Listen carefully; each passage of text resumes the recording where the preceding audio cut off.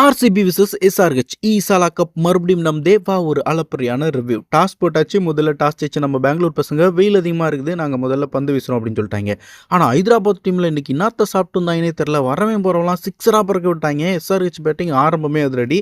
Hyderabad captain Ishan Kishan ஆமாங்க அவர் இப்போ அங்கே தான் இருக்காரு. மனுஷன் 80 ரன் அடிச்சு தும்சம் பண்ணிட்டாரு. நடுவில் அனிகேத் வர்மா 18 பால்ல 43 ரன். என்னடா நடக்குதுங்க அப்படின்னு யோசிக்கிறதுக்குள்ள ஸ்கோர் 201 போயிடுச்சு. நம்ம பவுலர் ஜேக்கப் டவி மட்டும் 3 விக்கெட் எடுத்து நான் இருக்கேன் அப்படின்னு சொல்லி கொஞ்சம் மானத்தை காப்பாற்றினார். 202 ரன் டார்கெட் சின்னசாமி ஸ்டேடியம். அவ்வளோதான். இன்னைக்கு ஆர்சிபி காலி நினைச்சப்பதான் நம்ம படிக்கல் நானும் பெங்களூர் பையன் தாண்டா அப்படின்னு 26 பால்ல 61 ரன் அடிச்சு எஸ்ஆர்ஹெச் பலவர்களை வச்சு செஞ்சாரு.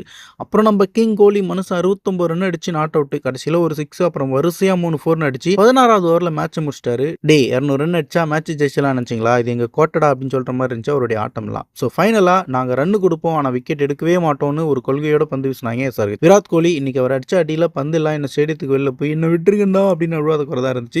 ஸோ ஆர்சிபி 6 விக்கெட் வித்தியாசத்தில் ஜெயிச்சது இந்த சீசன் ஒரு அதிரடியோட வெற்றியோட ஆரம்பிச்சிருக்காங்க. ஸோ மொத்தத்தில் இன்னைக்கு மேட்ச் எப்படின்னா எஸ்ஆர்ஹெச் காரப்பூரி மாதிரி காரமாக ஆரம்பிச்சாலும் கடைசியில் ஆர்சிபி தயிர் சாதம் மாதிரி சாப்பிட்டு அசால்ட்டாக போயிட்டாங்க.